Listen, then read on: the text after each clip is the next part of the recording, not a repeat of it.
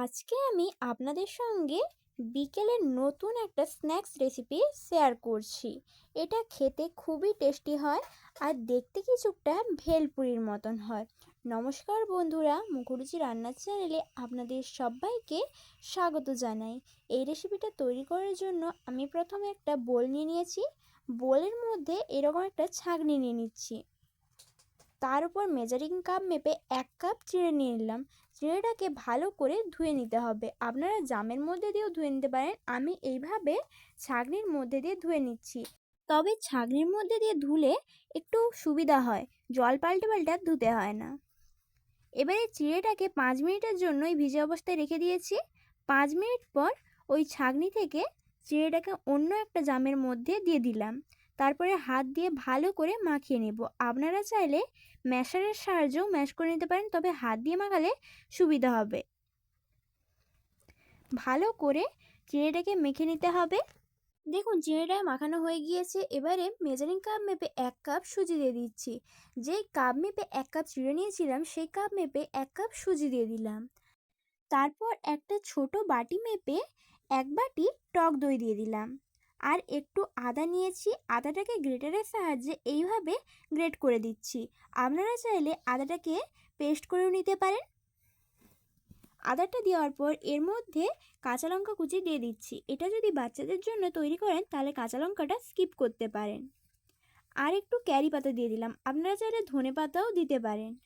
এবারে চাট মশলা দিয়ে দিচ্ছি আর হাফ চামচ মতন কালো জিরে দিয়ে দিব। আপনাদের কাছে যদি চাট মশলা না থাকে তাহলে এটা স্কিপ করতে পারেন। এবারে 1 চামচ চিনি দিয়ে দিচ্ছি। চিনি দিলে এর টেস্ট দ্বিগুণ হয়ে যায়। আর স্বাদ মতন নুন দিয়ে দিচ্ছি। এবারে সব কিছুকে ভালো করে মাখিয়ে নেব হাত দিয়ে। এটা যদি পরে জল লাগে তাহলে জল দিয়ে দিতে হবে, তবে প্রথমে জল দেওয়া যাবে না, যেহেতু টক দই আর চিড়েটাও ভেজা ছিল তার জন্য প্রথমে ভালো করে মাখিয়ে নেব।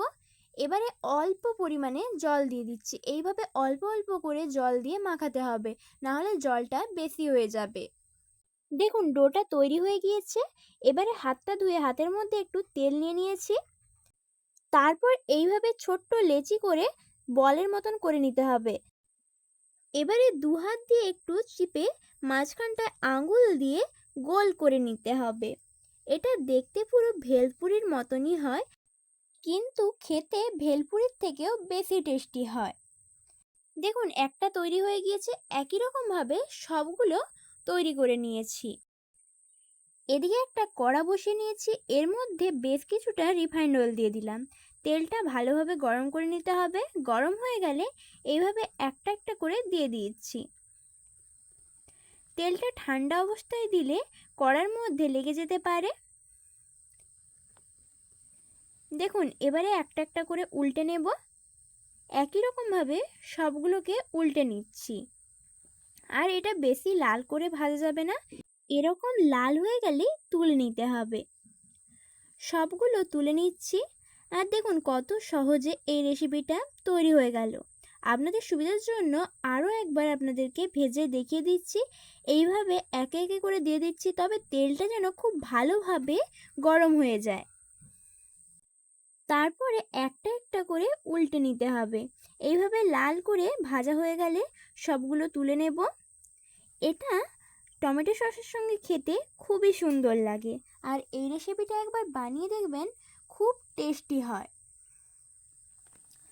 এই রেসিপিটি আপনাদের ভালো লেগে থাকলে লাইক এবং শেয়ার করবেন। আর কেমন হয়েছে সেটা কমেন্টে জানাতে একদম ভুলবেন না। আর আমার চ্যানেলে নতুন বন্ধু হয়ে থাকলে চ্যানেলটিকে সাবস্ক্রাইব করে নেবেন। দেখুন কত সুন্দর দেখতে লাগছে আর কত নরম হয়েছে সেটাও আপনাদের দেখিয়ে দিচ্ছি। ধন্যবাদ পুরো রেসিপিটা শেষ পর্যন্ত দেখার জন্য।